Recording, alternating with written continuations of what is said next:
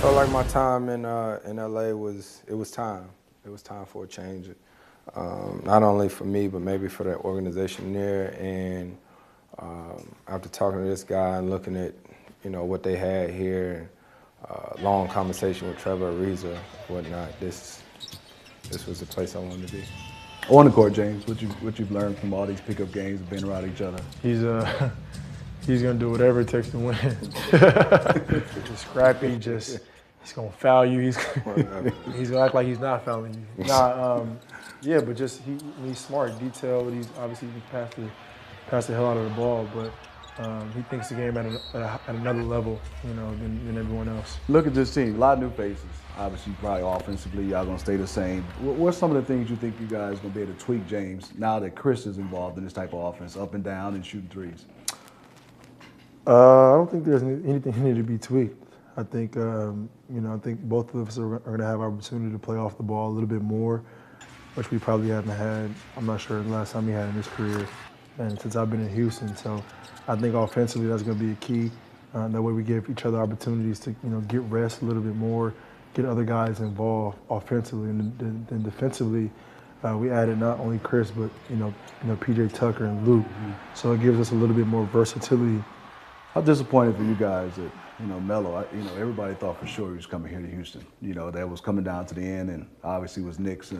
Is the disappointment you guys not being able to acquire Melo? I don't think disappointment is the word at all, because we have a great team, and I think the excitement is for Melo. You know what I mean? It's like a brother to me, and to see him happy, that was the ultimate thing, and so. For him to be going on to OKC, it is what it is. We'll see him when we see him.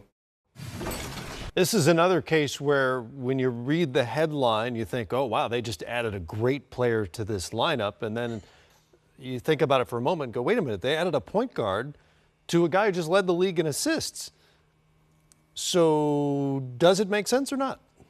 This is one of the moves that I'm a little skeptical about, because it doesn't make sense to me, and I look at those two, even though they're great players, I don't know if they can really flourish together. Now, they can play together. Sure. But can they flourish and play at their maximum? Can they have their ultimate success there?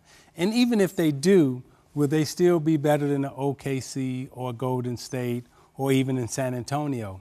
I don't know. But this is a relationship, and this is a team that I'm very curious about, to see how these two are going to play together and if they can play together. Yeah, no, I agree. I look at it and say, okay, is Houston, OKC's clearly better, than they were last year. Is OKC passed up Houston? In San Antonio, you're going to find a way to win 55 to 60 games.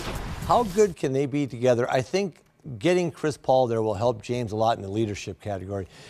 James is not a natural leader. I mean, coaching him, he's a hell of a player, a phenomenal talent. But, leadership is something you kind of have or don't have. He forces it. He tries to be that. But Chris Paul is going to help him.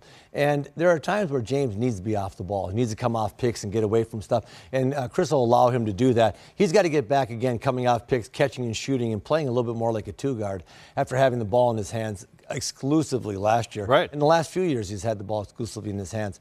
How good they are, I don't know. It'll be really interesting to see how good they are. Are they the second best team? I don't know. Third best? I don't know. Fourth best? Yeah. There are teams. Some teams have gotten better, have kind of jumped over them, even though they added Chris. Yeah. Two of the top seven in terms of time of possession. Who's going to have to tweak more to make this arrangement work?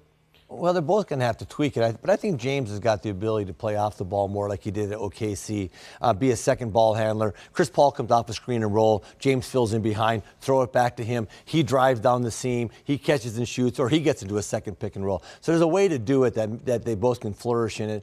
But I just see James having to get off the ball more. I don't think James will lead. There's no way James can lead the league in assists like he did playing with Chris. But the object for those guys is winning games. Chris has never been to a conference finals, which is surprising for a guy as talented as him. And James needs to establish himself in big games, and being a clutch guy coming down the stretch and leading that team. He's been to the finals. He's been to the conference finals. But he's just got to keep – they need to win. Both of them need to win to just kind of cement their legacy. Yeah, and I agree with what you said, and I just don't know, again, how this is going to work out for a lot of the reasons you just laid out.